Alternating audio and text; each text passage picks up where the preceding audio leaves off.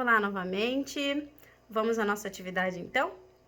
Bom, lembramos que nós trabalhamos um texto chamado A Pedra no Caminho, lá na nossa aula 4, e depois realizamos um artigo de opinião a respeito deste texto da aula 4. O artigo de opinião aconteceu na aula 6. Agora nós vamos voltar naquele texto e vamos entendê-lo melhor, para que depois de estar neste contexto do texto que nós trabalhamos, depois de relembrar o que estávamos trabalhando naquele texto, vamos inserir novamente as nossas atividades nos artigos de opinião. Então, primeiro nós vamos trabalhar com interpretação textual relacionada ao que nós vimos lá na aula 4. Vamos à atividade então. Vamos voltar na aula 4, onde a professora passou o texto chamado A Pedra no Caminho. Você leu o texto, refletiu sobre a mensagem que ele transmite e depois, na aula 6, produziu um artigo de opinião sobre o mesmo texto. Agora iremos relembrá-lo e responder algumas questões sobre ele. Qual o gênero do texto A Pedra no Caminho?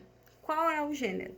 Nós trabalhamos texto e redação antes de acontecer a pandemia, quando nós estávamos com as nossas aulas presenciais. Então, vocês têm bastante conteúdo para consultar aí no caderno de vocês. Então, consultem o caderno de vocês, busquem as características dos textos e tentem entender aonde esse texto se enquadra. Quais são as características dele e que tipo de texto que ele pode ser, então, com as características que ele tem. Depois, quantos personagens fazem parte do texto?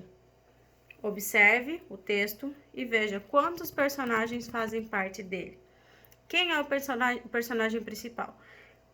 Para responder ao número 3, relacionado ao personagem principal, você primeiro tem que saber quem são os personagens. Então, faça as atividades, responda as perguntas na ordem que elas estão, porque uma pergunta vai depender da outra, ok? Qual é a mensagem que o texto busca passar ao leitor? Depois de finalizar a sua leitura, você vai perceber que este texto tem uma mensagem para passar. Tanto que vocês produziram um artigo de opinião baseado nessa mensagem que ele passa, seja aprovando ou não a mensagem que ele está passando. 5. Você concorda com essa mensagem? Então, é bem o que vocês já trabalharam lá na aula 6, quando vocês fizeram o artigo de opinião. Se você foi a favor da mensagem que é passada, você vai colocar que sim, você concorda. Se você foi contra, você vai colocar que não, que você não concorda, ok? Nada de escrever assim, sim e não, ok?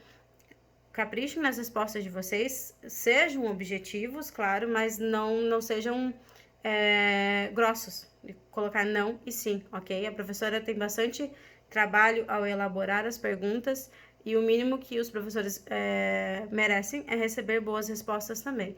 Então, elaborem as respostas de vocês, façam respostas completas e não só com um sim ou não, ok?